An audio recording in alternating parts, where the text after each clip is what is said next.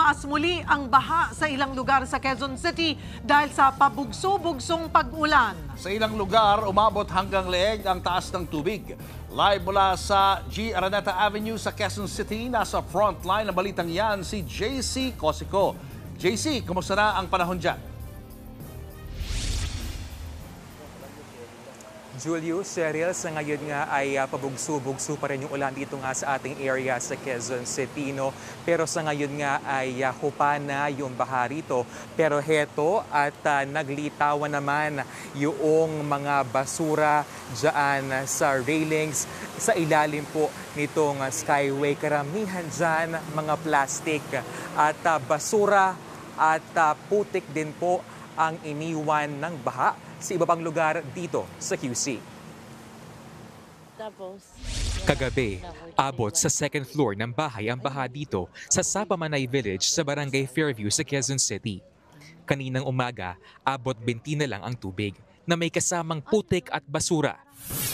Dito naman sa G. Araneta Avenue sa Quezon City, kagabi nagbabangka pa. Kanina, bahagyan ng humupa ang baha. Pero makalipas ang ilang oras, tumaas ulit ang tubig na meron ulit kasamang basura. Galing yan sa mga bahay-bahay. Karaniwan dito, tinatapon na rin ng mga bahay na malapit dito, tinatapon na rin, pinaanod na nila sa baha yung kalat nila eh. Ganun po, parang nagkulang na po tayo ng disiplina. Sa Barangay Gulod sa Novaliches, kita sa CCTV ang pagtaas ng tubig bandang alas 6 kagabi. Mula gutter deep, naging abot tuhod ito. Pagkalipas ng 3 oras, abot liig na ang baha. Nakabangka na ang mga rescuer. Sa Santa Lucia Parish sa Novaliches, pansamantalang nanatili ang daang-daang lumikas. Mas gustuhin ko na iwanan lang yung bahay namin ng mga anak ko. Yes, sir. Kesa mag-stay kami doon, tapos matatrap ng kami like Undoy. Ayaw ko na po maulit yun. Ayon naman kay Quezon City Mayor Joy Belmonte, nakaapekto sa pagbaha sa ilang parte ng lungsod gaya sa Commonwealth Avenue ang ilang proyekto ng gobyerno, gaya ng ginagawang MRT-7. Gusto ko rin pong banggitin yung mga dating lugar na dati hindi binabaha na.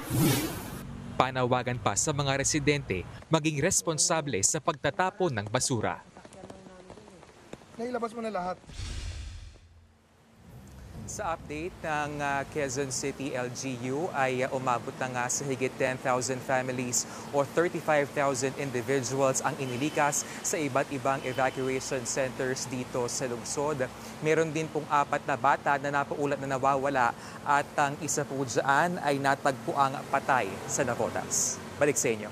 Maraming salamat, JC Cosico. Mga kapatid, Julius Babaw po. Para sa komprehensibo at makabuluhang balitaan at talakayan, mag-follow at mag-subscribe na sa social media pages ng News 5.